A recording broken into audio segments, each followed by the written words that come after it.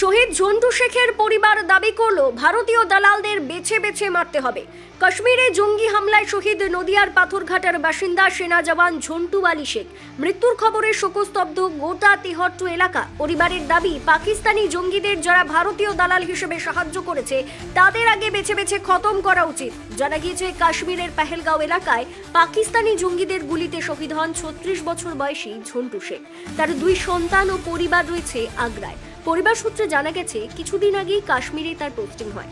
2 দিন আগে পেহেলগাঁওয়ে পর্যটকদের লক্ষ্য করে হামলা চালায় জঙ্গিরা। মৃত্যু হয় অন্তত 26 জনের। ঘটনার পরে পাল্টা অভিযানে নামলে সেই সংঘর্ষেই শহীদ হন ঝন্টু। ঝন্টুর মামা নজির শেখ বলেন, যারা জঙ্গিদের ঢুকতে সাহায্য করেছে তাদেরও ছাড় দেওয়া চলবে না। নদিয়া জেলা প্রশাসনের প্রতিনিধিরা এদিন শহীদের পরিবারের সঙ্গে দেখা করেন ও সমবেদনা জানান।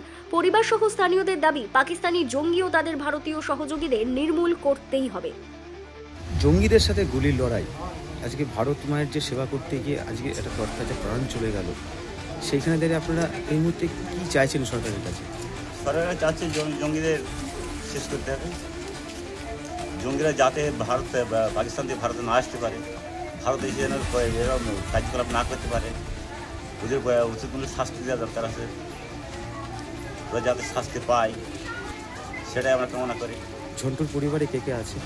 ঝন্টুর পরিবারে ঝন্টুর 2 মেয়ে, এই 1 ছেলে 1 মেয়ে, বৌমা আছে, ঝন্টুর বাবা আছে, মা আছে।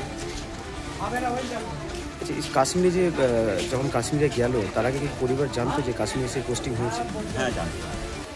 তারপর শেষ কবে কথা হয়েছিল জানতো? শেষ কবে কথা হয়েছিল আমি বলতে পারবো না, যেহেতু আমি এখানে, আমাকে বাড়ি এখানে না, আমার বাড়ি হুদোই, আমার ভাগ্নিটা।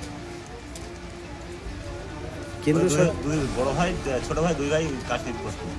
কেন্দ্র সরকার কিন্তু বলছে যে কাউকে রেয়াত করা হবে না, প্রত্যেককে বেছে বেছে বের করে শাস্তি দেওয়া হবে। এটা আপনারা কি চাইছেন? এটা কি আদৌ কি বেছে বেছে কি বের করবে?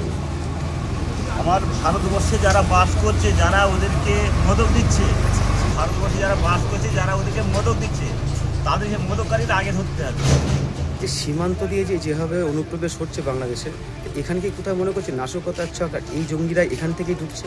না, এই জঙ্গিরা এখান থেকে করছে না, ওরা পাকিস্তান থেকেই করছে। যারা বর্ডার সিকিউরিটি আছে তাদের সাথে ওদের মাথা তারা ছাড়ছে। নাহলে 150 কিলোমিটার 200 কিলোমিটার দূরে যায় কি করে ওরা? 1 থেকে 150 কিলোমিটার 200 কিলোমিটার দূরে যাচ্ছে। মানে এখানে প্রশ্ন উঠছে একটা, যে কিভাবে যাওয়া সম্ভব, যায় কি করে?